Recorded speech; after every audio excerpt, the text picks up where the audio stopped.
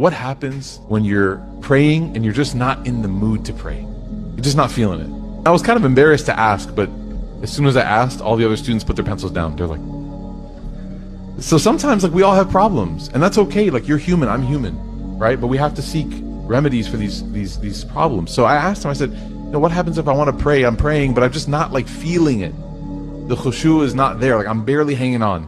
And he said, I'll never forget his answer. He said, this prayer, the prayer where you force yourself to get up and pray, might be the most sincere prayer that can be offered. I was shocked. I was like, did I understand him correctly? And then I go, Sheikh, I think I misheard you, Sheikh. I said, did you just say it's sincere? And he goes, yes, of course. I said, Sheikh, I'm not understanding. Can you help me understand? Because I don't understand. He said, to get up and pray when you don't feel any motivation to pray is truly worshiping Allah. Regret is a sign of belief. You will only regret if you have a connection with Allah. If you don't have a connection with Allah, there's no regret.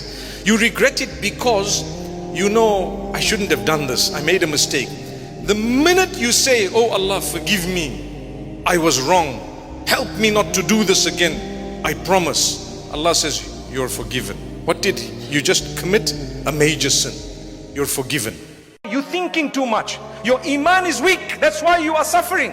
When your iman is weak, do you know what happens? You start thinking, what's going to happen to me, my future? You stop worrying in that way. Worrying never solves a problem. Trust me, lay your trust in Allah. Do what you can in your capacity. Go out and try as hard as you can. Never ever leave any stone unturned when it comes to your effort, and leave the rest in the hands of Allah. Sometimes the healing of the heart is in the separation. Sometimes the healing of the heart is in going your own way and never talking to that person again in your life. It will heal your heart. To block them, no matter what. Sometimes when there is a haram relation, shaitan keeps coming to you and telling you, do you know what?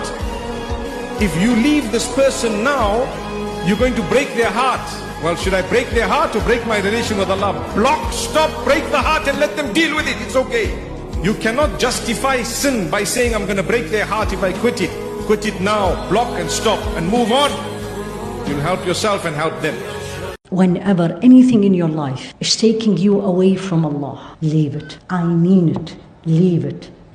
Wallahi, He will replace you with much better. This is a true story. I lived it. Where this woman that I know fell in love with this man. And the man is amazing. She is amazing. Both are very pleasing to Allah. Subhanallah.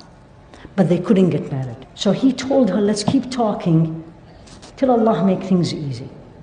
And this is a woman single, in love with this man. What do you think she said? She said no. He didn't ask why. She told him.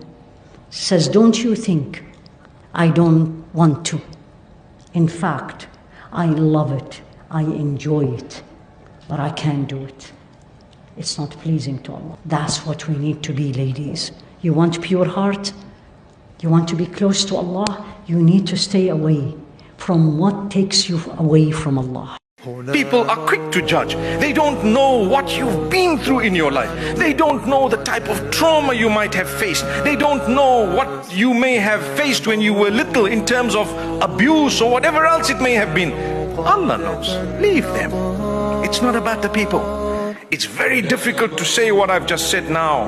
The reason is, sadly, when we become religious, we also tend to become judgmental. That's what it is.